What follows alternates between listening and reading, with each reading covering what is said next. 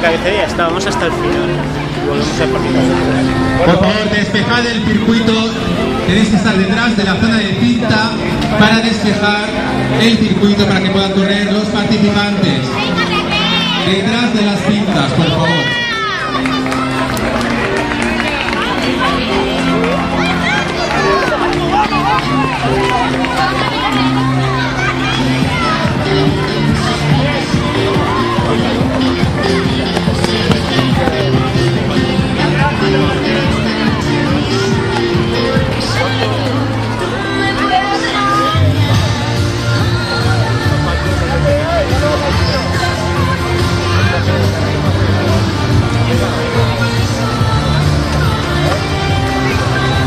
Por favor, no os crucéis en el circuito porque podemos tener un incidente con los niños. Por favor, despejad la zona del circuito.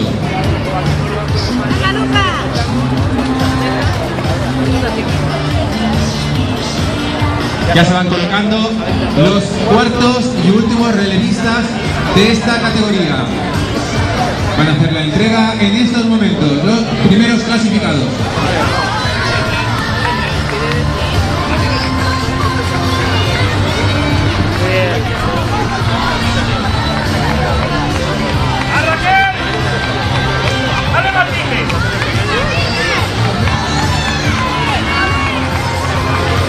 Tenemos el equipo que campeonar en primer lugar, seguido del equipo de la EMIT Valencia, y tercero el equipo de Valencia Terrimat. Y cuarto el Colegio Argos, está bien repartido. Muy bien, muy bien. Viva primera, viva primera.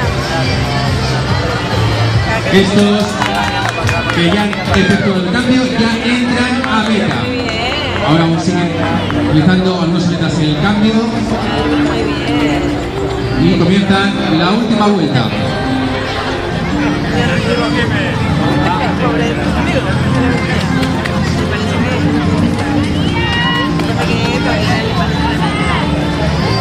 Por favor, despejamos el circuito. Ya van a entrar los primeros clasificados.